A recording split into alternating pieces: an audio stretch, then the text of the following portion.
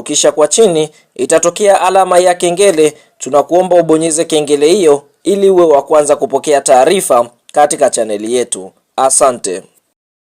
Habari kubwa ya kimichezo ambayo tunakwenda kuiangaza mezani siku ya leo ni kuhusiana na kile ambacho kinaendelea katika sakata la mchezo wa Kariakoo Derby kati ya kikosi cha timu ya soka ya Yanga Sports Club ambao walipaswa kuwa wenyeji katika uwanja wa Benjamin Mkapa tarehe 8 mwezi Machi mwaka 2025 wakialika klabu ya soka ya Simba Sports Club, ambapo timu hizi mbili ni maarufu, timu zenye ushawishi mkubwa nchini Tanzania, hata nje ya Tanzania kwa kuwa na mashabiki wengi. Sasa katika mchezo huu ambao ulipangwa kufanyika tarehe 8 mwezi Machi mwaka 2025, tunaona uliweza kuahirishwa kutokana na timu hizi mbili kupishana kwa sababu ya klabu ya soka ya Simba kushindwa kufanya mazoezi. Sasa kwa mujibu wa taarifa ni kwamba TFF waliweza kutoa taarifa ya kucheza mchezo huo, yani kuahirishwa kutokana na kwamba klabu ya soka ya Simba hakupewa haki zao za msingi za kufanya mazoezi tarehe 7 mwezi Machi mwaka 2025. Sasa Yanga Sports Club wao waliweza kwenda uwanjani kwa ajili ya kwenda kwenye huo mchezo, kwa sababu ukiangalia wao wanaamini Simba ndiyo wenye makosa, walishindwa kufuata taratibu ili waweze kuruhusiwa kufanya mazoezi katika uwanja wa Benjamin Mkapa. Sasa kutokana na tukio hili kutokea, basi tunaona kwa upande mwingine watu wengi wanajiuliza, je, nini ambacho kitakwenda kutokea mpaka sasa? Kwa sababu ukiangalia Simba wao wanakuambia wanasubiria tarehe mpya ambayo itapangwa na shirikisho ili waweze kwenda kucheza dhidi ya Yanga Sports Club, lakini Yanga wao wanakuambia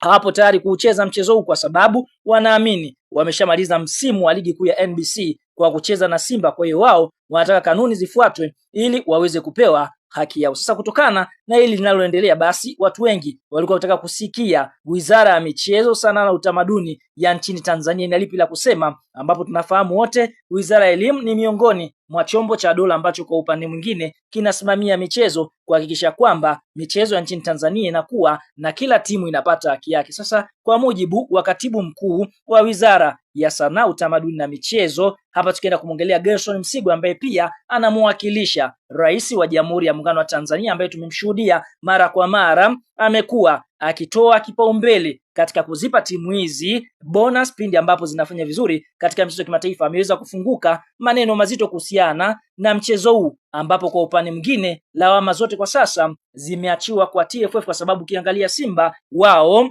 wanasubiria maamuzi kutoka TFF katika bodi yake, bila kusahau Yanga nao pia wanasubiria maamuzi kutoka katika bodi ya ligi ya TFF. Kwa hiyo Simba kwa upande mwingine na Yanga wanasubiria kuona nini ambacho kitakwenda kuamuliwa. Sasa Rais wa Jamhuri ya Muungano wa Tanzania kupitia ofisi yake ya Sanaa, Utamaduni na Michezo, kupitia katibu mkuu aliweza kufunguka maneno yanayosema hivi: serikali ya Jamhuri ya Muungano wa Tanzania imesema imepata hasara kufuatia kutokufanyika kwa debi ya Kariakoo, kwani ilipanga kuutumia mchezo huo kuzindua kampeni ya kuhamasisha ulipaji wa kodi. Msemaji mkuu wa serikali Gerson Msigwa amesisitiza licha ya wao kama serikali kuguswa na hasara hiyo, lakini msimamo wake ni kuwa haitoingilia masuala ya usio mpira wa miguu, na hii ni kwa mujibu wa FIFA. Hivyo suala lolote kuhusu debi wanaopaswa kuulizwa ni mamlaka ya mpira nchini Tanzania ambayo ni TFF. Kwa hiyo tunaona swali kuhusu msimamo wa serikali kuhusu debi ya Kariakoo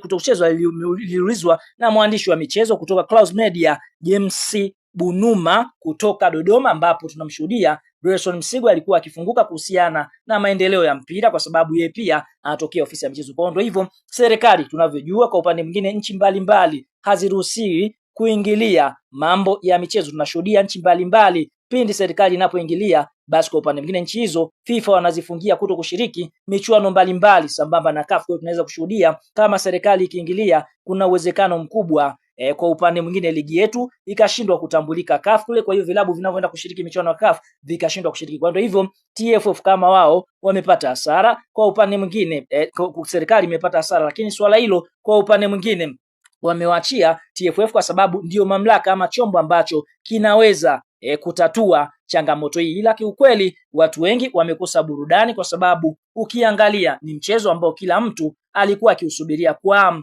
nini hatma ya mchezo huo, kwa sababu ni mchezo ambao unavuta hisia za mashabiki wengi. Hata viongozi mbalimbali wa serikali tunashuhudia wana timu zao. Kwa hiyo hii ni story ambayo kwa upande mwingine TFF kwa sasa ndio ambao wameachiwa msaala huu kwa ajili ya kutoa majibu ni nini ambacho kitakwenda kufanyika katika mchezo huu. Yanga wenyewe wanakwambia wanataka alama 3, magoli 3 sambamba na kwa upande mwingine walipe fidia ya zaidi ya milioni 56, lakini Simba wanakwambia wanasubiria TFF waweze kutoa tarehe kiende kikaumani. Huenda busara zikatumiwa kuweza kutatua mchezo huu ili uweze kuchezeka tena, kwa sababu mwaka 2021 chini ya Rais wa Jamhuri ya Tanzania Mama Samia Suluhu waliweza kuweka mambo sawa na mchezo ukachezwa ambao ulikuwa na utata kama huu hapa. Nini maoni, mtazamo kwa kile ambacho kimetokea katika mchezo wa Kariakoo Derby? Una nafasi ya kwenda eneo la comment na kutoa neno kwa bodi ya ligi kuu Tanzania bara.